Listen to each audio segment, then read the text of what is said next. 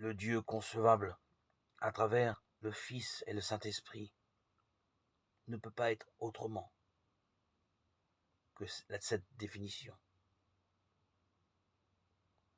On peut parler de la puissance de Dieu, à laquelle rien ne résiste. On peut parler de la richesse de Dieu qui est comblée et surcomblée, tellement que Dieu n'a besoin de rien ni de personne. Comme rien ne peut troubler son bonheur, ni la damnation des uns, ni le bonheur des autres, parce que justement, il se suffit. On pourrait se demander pourquoi, comment est-il Dieu? Comment possède-t-il toutes ces richesses? Puisqu'il n'a pas mérité, c'est toujours ainsi en lui. Il a toujours été Dieu. Il n'a jamais eu à le devenir. Alors ce n'est pas juste, ce serait toujours le même. Ce doit être chacun son tour. Nous aussi, nous voulons à notre tour d'être de Dieu. C'est logique.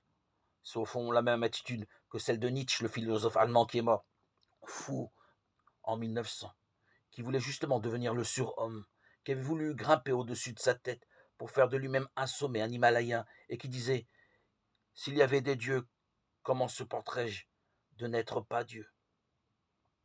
C'est que justement, tout au long de l'histoire, les hommes ont construit Dieu, ils l'ont vu, ils l'ont pensé selon l'image de la pyramide. Il est là-haut, tout là-haut, et nous écrase de sa majesté, de sa puissance, car les hommes n'ont jamais imaginé la grandeur dans une autre dimension. Pour être grand, il faut éblouir, il faut écraser, il faut dominer, il faut s'imposer, il faut posséder, avoir des sujets anéantis dans la poussière. Ce qu'il y a d'essentiellement nouveau dans l'Évangile, dans la révélation de la Trinité, c'est une nouvelle dimension de grandeur, la dimension de générosité.